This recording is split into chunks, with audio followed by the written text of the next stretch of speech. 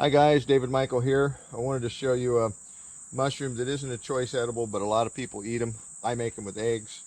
I call it the poor man's morale because I take it home and eat it because I did not find any morels. Usually it blooms in the spring, and it's fresher in the spring, but occasionally you find it in late summer and you find it in fall where the blooms are fresh, but usually you find it present at least, and it's just too large and too rubbery to eat. This one actually is the proper size.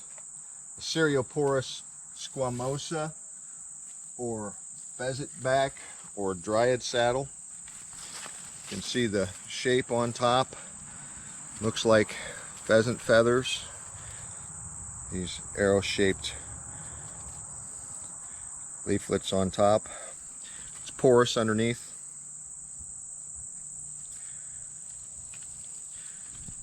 No real lookalikes, but if you were unsure, one thing you can do is cut it and give it a whiff. And the fresh cutting will smell just like cucumber or watermelon rind. That is a telltale sign. It's a mild flavored mushroom, and just the tips are what is eaten. So we cut the tips off of these mushrooms, and that's what we eat, just the tips. The rest of it will be a little too rubbery to eat, and then in your larger specimens the same thing is true. It's just a little too rubbery.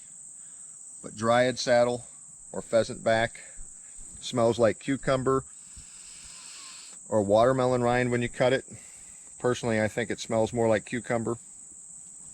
It's not a bad tasting mushroom, it's just a mild mushroom, so it's not really flavorful.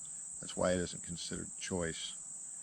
I figured I'd show you guys this one, the poor man's morale, or the pheasant back.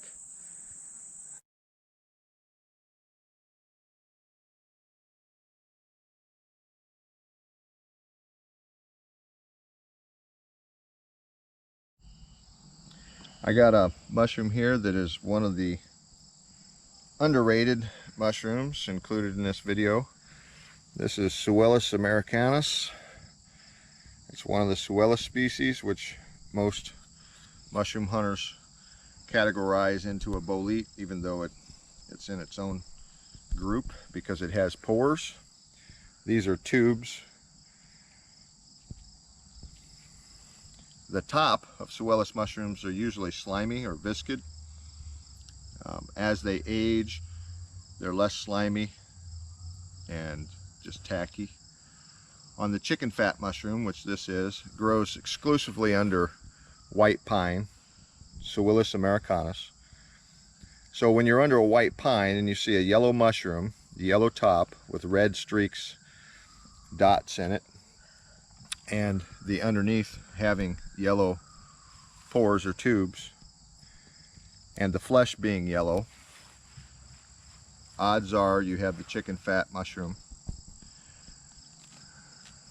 That's what it looks like cut in half. Now, this is not a choice mushroom, that's why it's in this video.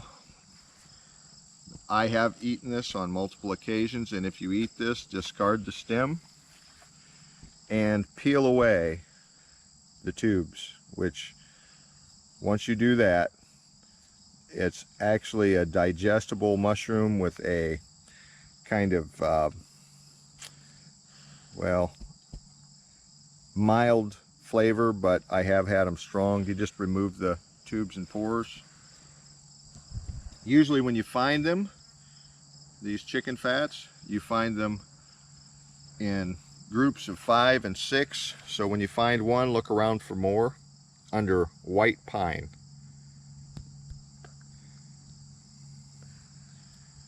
Yellow on top with red streaks, yellow on the bottom, yellow stem, under white pine, yellow flesh. The odor is usually mild to peppery, biscuit top. Now, some people don't digest Suellas species very easy. There are some better eating Suellas. This isn't definitely choice, but it isn't horrible either. It's definitely worth a shot. Don't get the old ones. Get them as fresh as you can find them. Let's show you guys some other mushrooms that are underrated. Let's go find some.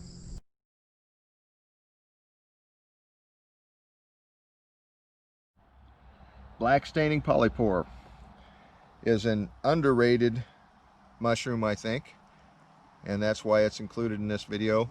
It has a pleasant odor. As it gets older, the odor fades and it's almost odorless. As it gets older, it gets rubbery and tough and is not worthy of consumption. But if you can find these blooming fresh, and they bloom a lot like a cabbage head with at least 2/3 of a circle in its florets. Stains black very slowly after you cut it. It's a mild mushroom, and the tips can be taken home, fried and eaten. And I have heard rumor that people store these mushrooms. Now, whether they're dehydrating them or whether they're freezing them, I do not know, but I know that a lot of mushroom hunters that utilize this mushroom utilize it after storing it and adding it to casseroles and other dishes.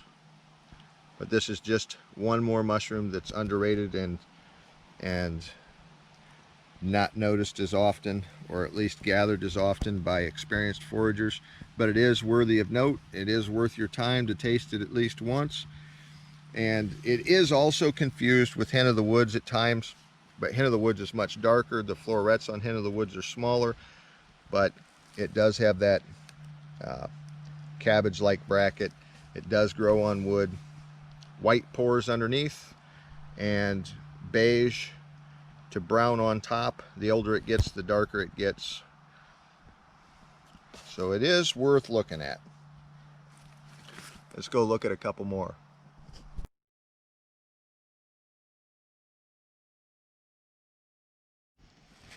Here's one more underrated mushroom that is overlooked by a lot of hunters. Now, this is a more advanced mushroom, so please do your research before you make any attempts to eat this one. This is an older version of it. It's almost past its prime. If there's no beetles in it, a person can eat it. This one's a little newer, but it's still quite old. If you notice, the stalk or the stipe is heavily netted and veined. I have another video on this mushroom. It's called the candy apple bolite. It's kind of an overlooked and underrated mushroom. A lot of people don't mess with it. I think there's a couple of reasons. Those that are skilled enough to make sure they have the correct mushroom either like it or they hate it. There's no in between. So it is an underrated mushroom. It's a blue staining bolite.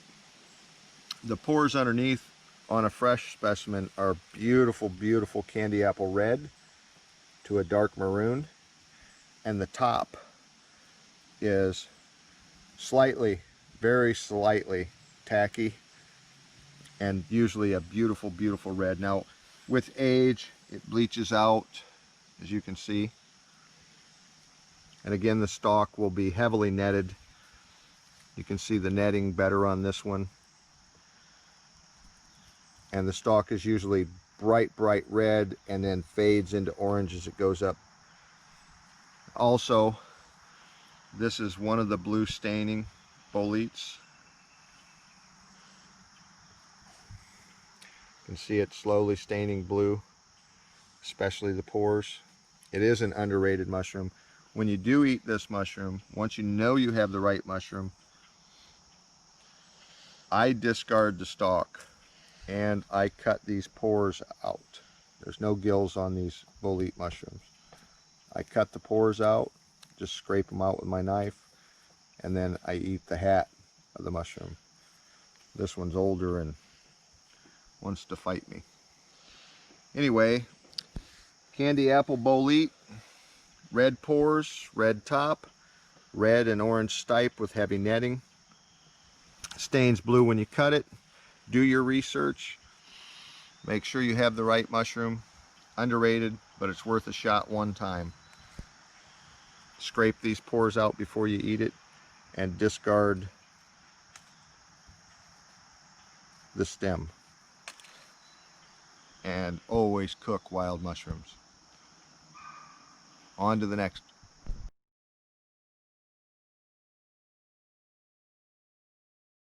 This is the kind of grand finale of the average general underrated mushroom. If these are white on the inside when Dawn and I pick them, then I am going to take this to the kitchen and I'm going to show you how to prepare the underrated giant puffball so that you don't have to try to cook it in other ways and discover its mediocrity. This is delicious in a specific recipe, and I've eaten puffballs since I was a kid, since puffballs were bigger than me. And I can't say puffball was ever great until one day a buddy of mine, we picked probably 20 giant puffballs, and he took them home and he tried several different recipes and he discovered this recipe. So if these are good on the inside, then we are going to show you how to do that so that you don't ever have to have a mediocre puffball. These are absolutely delicious, and the other mushrooms that I've showed you in this video are underrated as well, and if the right recipe is found, they are absolutely delicious. So keep all of them in mind. And this one, the giant puffball, which usually grows in outskirts, pastures. It grows in really weird places. Sometimes it grows in deep shade with heavy understory. I found it under honeysuckle and privet, and I found them under pine trees. But look for pastures and creek banks and outskirt timber, things of that nature. And usually you can find them in mid to late autumn. I found them clear into November, and I found them as early as July. But generally it's later than the other puffballs. Anyway, I hope to see you guys in the kitchen.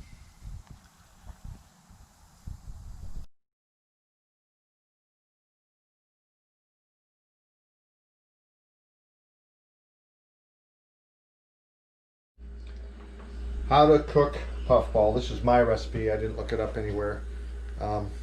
I gently wash the rind of this. Just under the water, I gently wash it off with cold water. Now you're going to peel the rind. So you really don't need to wash it, and the reason I wash it off is because when I'm cutting the puffball, if the puffball was dirty, then as I'm cutting it, I'm getting the inside of the puffball dirty. Anyway, you slice your puffball in 1/2-inch slices. You get a cookie sheet, turn the oven on 400 degrees, take tomato sauce, and I just lightly spread this on the bottom. You don't have to be, you don't want it deep or thick because you're doing dishes after this is done, or at least when I make messy dishes like this, I have to do the dishes. So I try to make it so that it isn't that hard on me once I do it. I just put a little bit of sauce down, and what that does is kind of help flavor the underneath part of it. Okay, so I take the puffball and I lay it in that tomato sauce just like that. And you don't have to do what I'm doing. You can use an eggplant parmesan recipe and just take out the eggplant and use the puffball instead. I'm going to throw some pink salt on these because salt is one of those needed minerals. The next thing I do is take more sauce and I drench the puffball.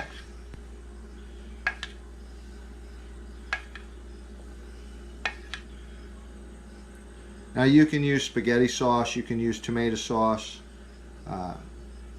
This is a mild spaghetti sauce that Dawn and I use frequently. Now I'm going to add some spices to this after the fact. But next, I'm going to put cheese on it. I like cheese. Who doesn't like cheese?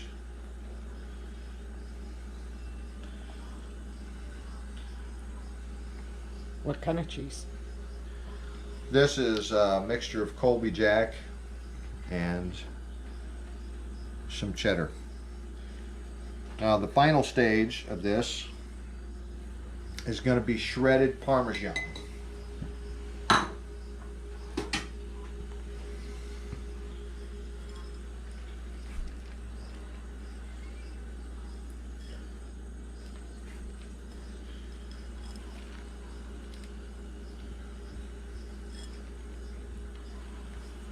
I use a lot of cheese. I'm a dump cook, so there'll never be any precise measurements for me unless I ever do a jelly making video. And then I just put some more sauce on it. And I'll sprinkle some garden fresh oregano on top of that.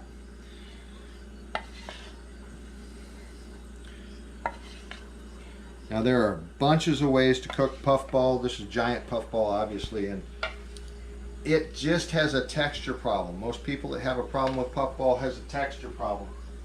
And then this is my doing. Anchovies. I'm putting them on mine because Dawn isn't going to eat anchovies. So I just put some anchovies on mine. And then I'm going to hide those under the sauce so that Dawn accidentally gets some. Now I'm going to put these in the oven uncovered for 15 to 20 minutes. 25 tops. I use 400 on the oven, and I just kind of periodically check on it. At the 15-minute mark, I look and I make sure that nothing's burning, and if it is, we get the fire extinguisher and turn the oven down. No, it usually takes about 20 minutes. So I will show you this in 20 minutes.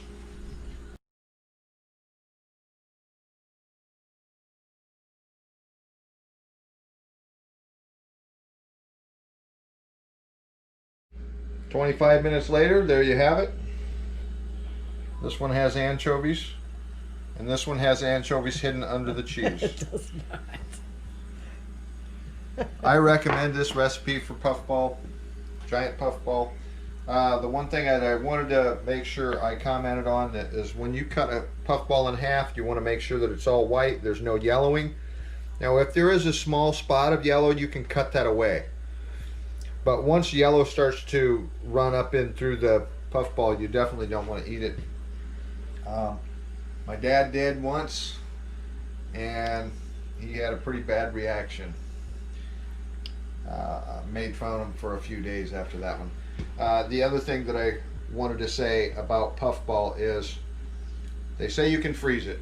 Dad and I froze it when I was 10, and it did freeze. It didn't thaw out very well, and we were never able to put anything in that freezer again without it smelling and tasting like puffball. It permeated all of the freezer. So I don't recommend, I haven't figured out a way. I don't recommend freezing it. I have not found a way to store puffball, any of the puffball species. So eat it fresh. Keep it in the refrigerator, keep it airtight, and it'll stay for several days in the refrigerator. Other than that, I don't know how to store it, but that's how you do puffball. And as far as the other mushrooms in this video goes, play with them, experiment with them. Trust me, there is a recipe that will make them delicious. Bon appetit.